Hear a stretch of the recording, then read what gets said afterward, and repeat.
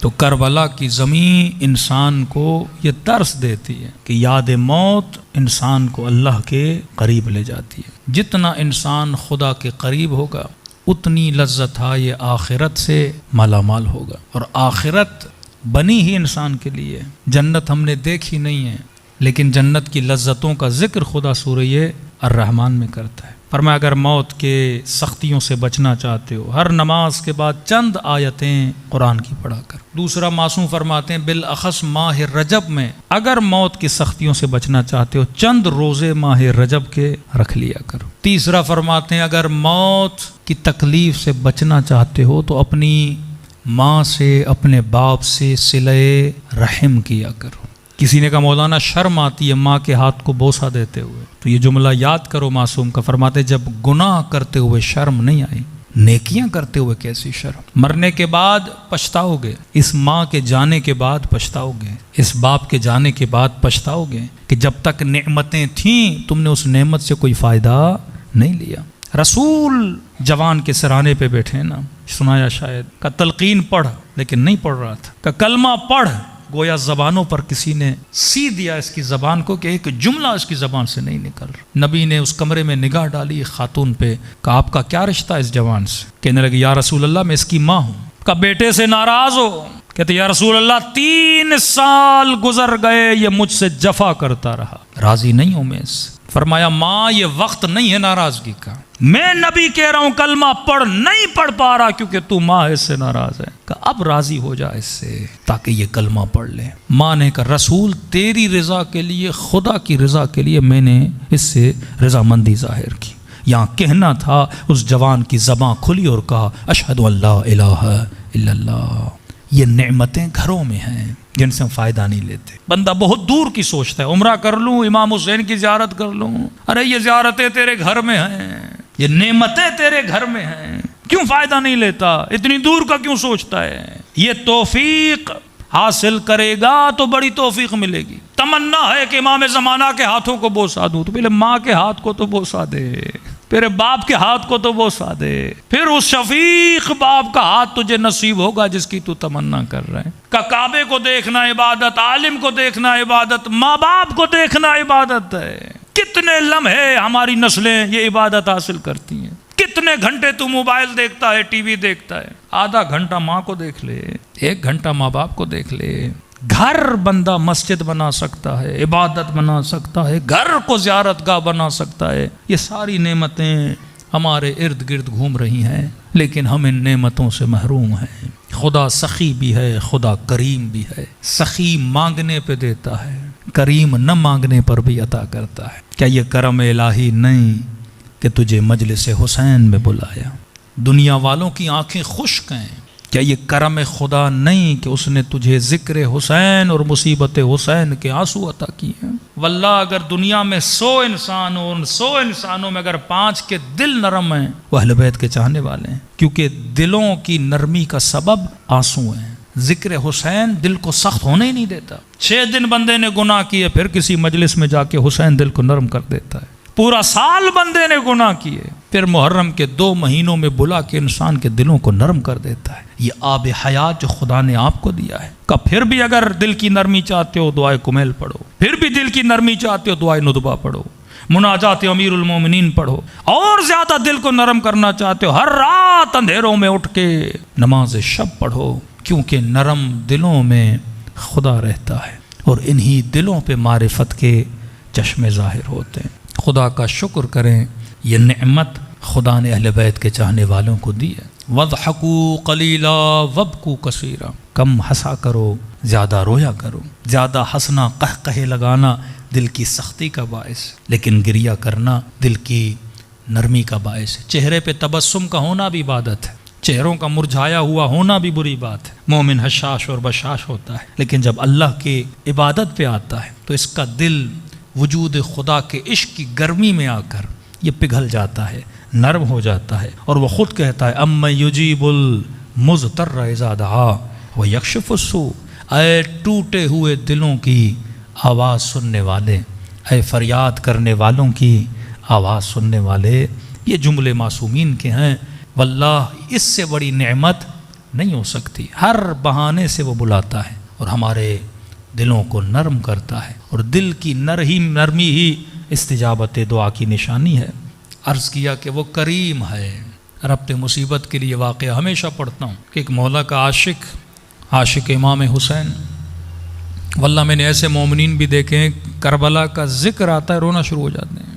ایک کشمیر کا مومن تھا، آنسوں اس کے آنکھوں سے ایسے بہ رہے تھے جیسے بارش ہو۔ وجہ یہ تھی اس بیچارے کا ویزا نہیں لگا اور کربلا جا نہیں سکا۔ کہ مولانا یہ زندگی کا پہلا سال ہے کہ میں کربلا نہیں گیا، پتہ نہیں امام حسین مجھ سے ناراض ہیں۔ ایسے رو رہا تھا جیسے واقعاً کوئی عاشق روتا ہے، جیسے وہ کسی بہت بڑی زیارت سے محروم ہو گیا ہو، جیسے اس کے وجود میں ایک بہت بڑی کمی اور خلا پیدا ہو گیا ہو۔ اسی طرح ایک مولا کا عاشق تھا، غریب بھی تھا، بیمار بھی تھا، بدن میں طاقت نہیں، چل بھی نہیں سکتا تھا۔ اسے پتا چلا کہ مثلاً میرے محلے کے لوگ کربلا جا رہے ہیں 40 کے لیے، تو دوڑا گھر کا دروازہ کھولا، ان بسوں میں جن میں مومنین چڑھ کے جا رہے تھے بس کو دیکھنے لگا اور رونے لگا۔ کہاں جا رہے ہو؟ میرے حسین کی زیارت کے لیے۔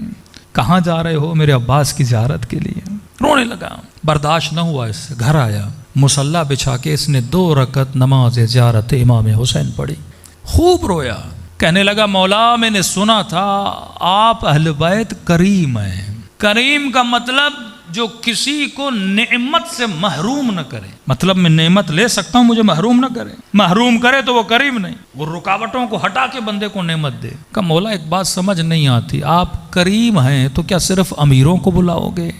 آپ کریم ہو تو کیا صرف صحت مندوں کو بلاؤ گے؟ مولا میں غریب ہوں تو میں نے کیا بگاڑا؟ میں بیمار ہوں تو کیا مجھے نہیں بلاؤ گے؟ کہتا ہے بہت رویا، رونے کے بعد سجدے میں اسے نیند آ گئی۔ خواب کے عالم میں حسین ابن علی کی زیارت نصیب ہوئی۔ امام نے فرمایا کہ وہ میری زری کو دیکھیں گے، تو حسین کے چہرے کو دیکھ رہا ہے، وہ میری زری کی زیارت کریں گے۔ نہ کہنا کہ ہم کریم نہیں ہیں، کریم نہ ہوتا خواب میں تجھے اپنی زیارت نہ کراتا، یہ تانا نہ دیا کر۔ فرمایا وہ ابھی نکلے ہیں، کربلا پہنچے نہیں، حسین خود تیرے خواب میں آیا ہے، یہ نہ کہا کرو کہ ہم کریم نہیں ہیں۔ شرمندہ ہوا کہ مولا معافی چاہتا ہوں، میری نیت یہ نہیں تھی، لیکن مولا اگر غربت کی وجہ سے، بیماری کی وجہ سے کربلا نہ آ سکا اور مر گیا، کیا منکر و نکیر نہیں کہیں گے حسین کے عشق کے دعوے کرتا تھا، ایک زیارت کا ثواب لے کر نہیں آیا، تو کیسا عاشق حسین ہے؟ مولا اس لیے شکایت کر رہا تھا۔ امام نے فرمایا اگر آ سکو کربلا تو زندگی میں ایک بار بھی ضرور آنا، کیونکہ مرنے کے بعد جب ثواب کو دیکھو گے تو پچھتاؤ گے۔ آغا اصفہانی یا گلپائگانی جب بیٹے کے خواب میں آئے کہ بابا اگر ایک دن دنیا میں پلٹایا جائے کون سا کام کرو گے؟ نماز پڑھو گے، روزہ رکھو گے، کون سا ذکر کرو گے؟ برترین جو کام ہے کیا کرو گے دنیا میں؟ کہ میرے لال امام رضا کی زیارت کو جاؤں گا۔ بابا وہ کیوں؟ فرمایا مرنے کے بعد پتا چلا اس کا اجر کتنا ہے۔ اگر میں ایک مرتبہ مولا رضا کی زیارت کے لیے گیا، ہر زیارت کے بدلے میں 3 مرتبہ مجھ سے ملنے کے لیے آئے، میں تجھے نہیں بتا سکتا اس ملاقات کا سرور کیا ہے۔ کہ آج زندگی میں ایک بار بھی میری زیارت کرنا ضرور۔ کہنے لگا مولا وہی تو کہہ رہا ہوں، غریب ہوں نہیں آ پا رہا، بیمار ہوں نہیں آ پا رہا، کوئی لے کر آنے والا نہیں۔ امام نے کہا کہ پھر ہم کریم کیسے ہوئے؟ کریم کا مطلب جو کسی کو کسی نعمت سے محروم نہ کرے۔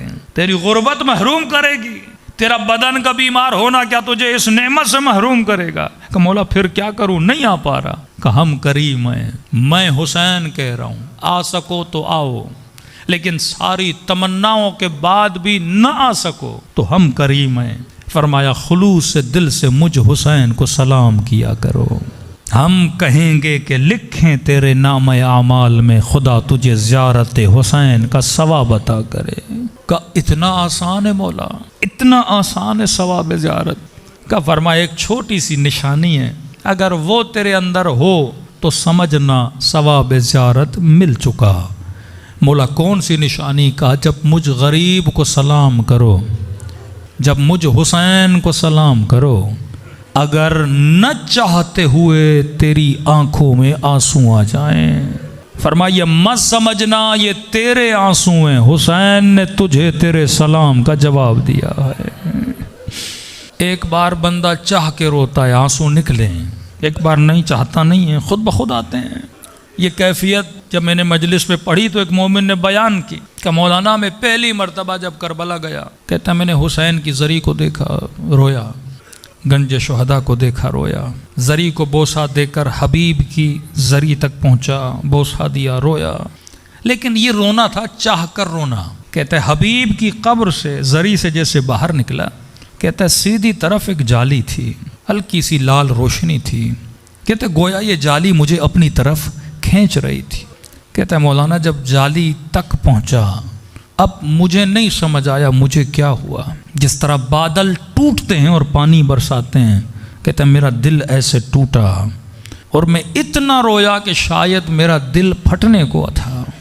کہتے اب میں نے پوچھنا شروع کیا یہ کون سی جگہ ہے جہاں بندے کا کلیجہ پھٹنے کو آتا ہے؟ تو ایک خادم نے کہا یہ وہی جگہ ہے جہاں گلا کٹ رہا تھا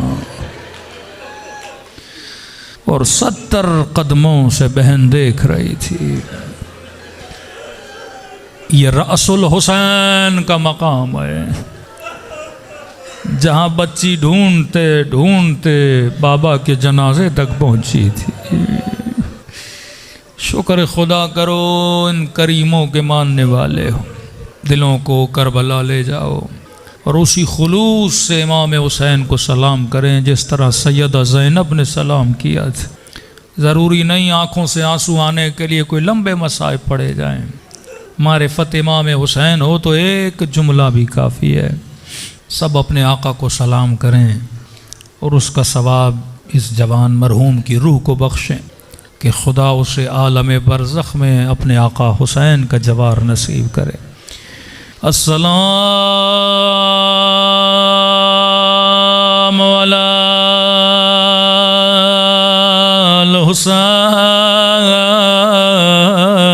الحسین وعلی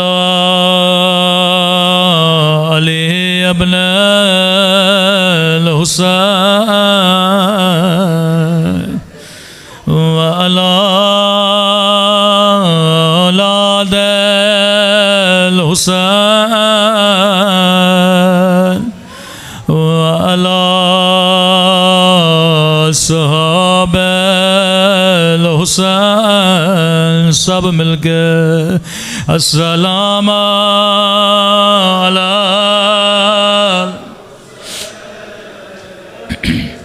وعلی علی ابن،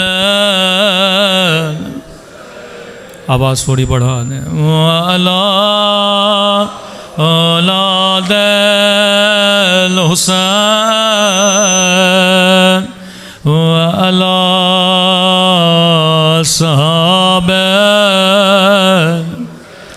حسین کی صدا بلند ہو، السلام علی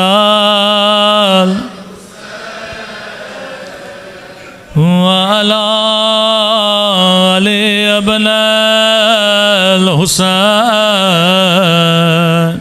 وعلی اولاد وعلی